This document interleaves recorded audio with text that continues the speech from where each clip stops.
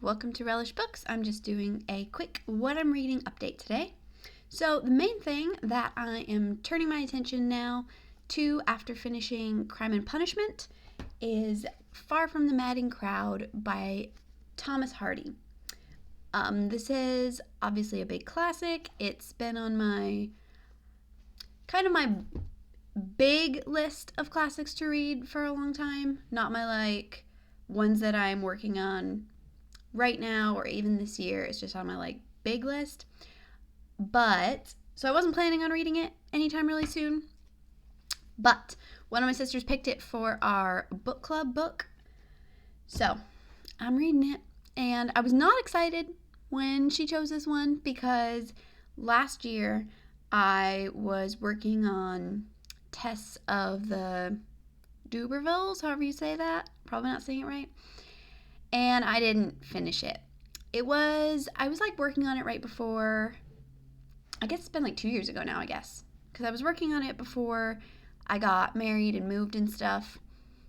So I don't own it anymore. That's partly why I stopped, but also I was not enjoying it. I was plodding through, and it wasn't doing anything for me. Maybe just a lot of the time with classics, sometimes there's just a time in your life that's the right time to read a book and it'll resonate with you when it wouldn't at a different time. And sometimes there are just going to be ones that you won't ever really like.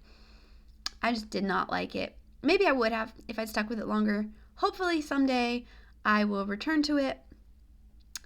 But started this one. I'm not very far in, but so far I'm definitely liking it a lot more than Tess. It is more interesting right away.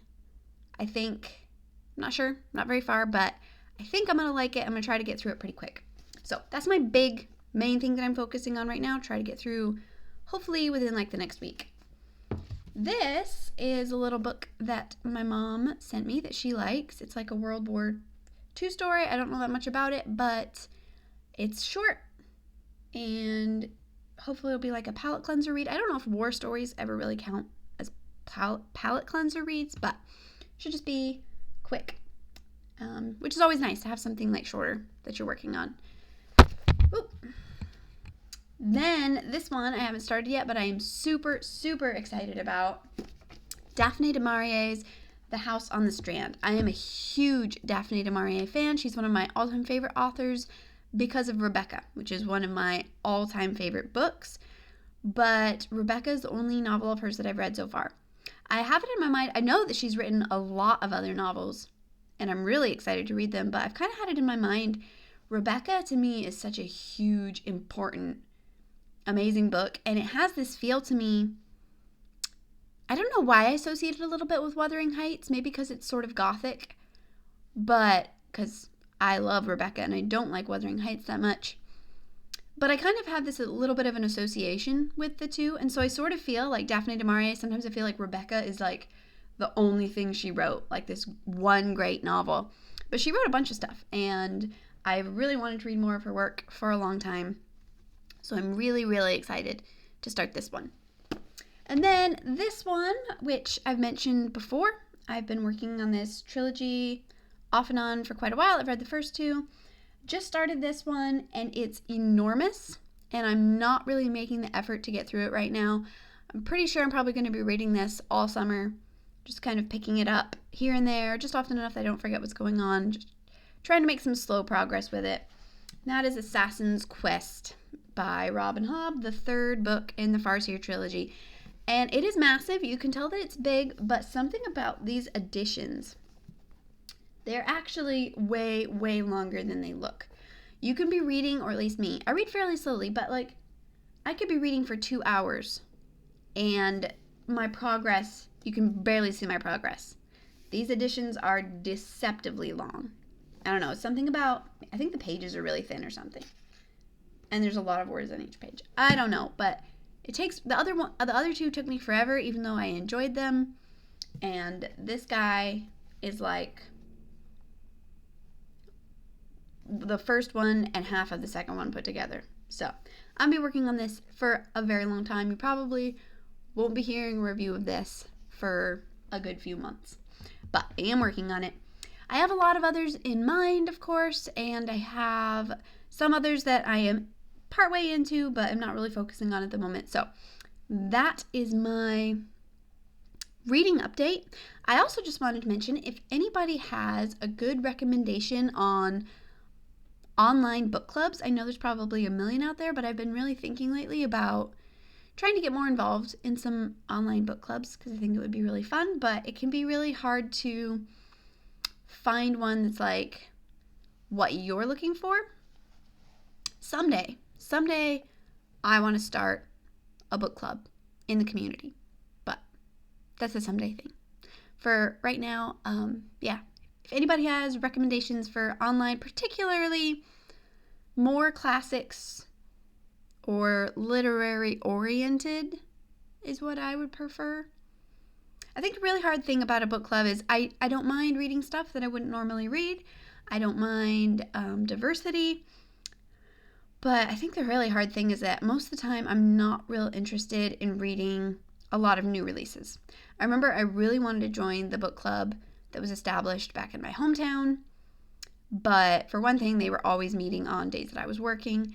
And they were always reading, because like the library posted like the ones that they had picked for that month, and then the local bookstore would like label the book club picks of the month.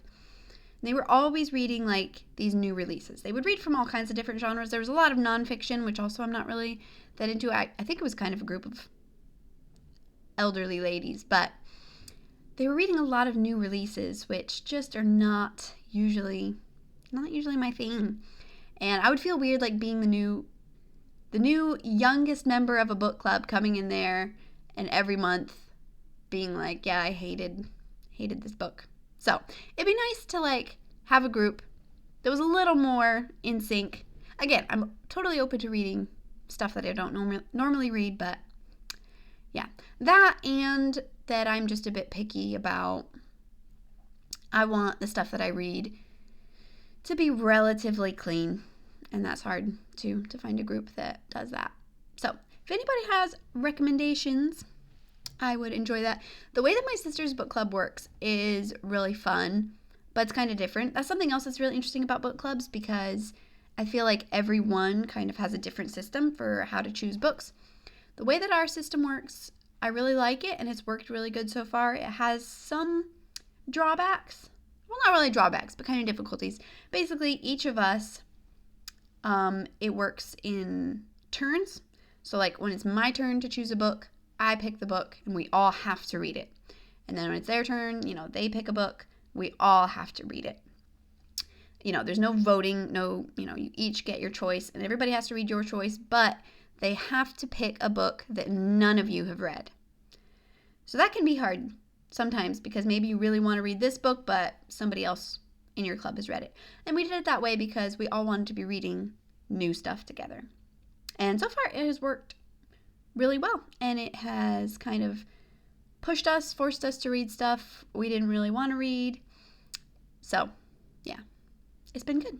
But yeah, I'm thinking about trying to do more of that kind of stuff because I really enjoy it, and I feel like it's a great way to meet and connect with people and possibly make friends. So if anybody has recommendations for book clubs, I would love that. So that's what I'm reading right now. Hopefully I'll be reviewing some of these really soon. Thanks so much for watching. Bye.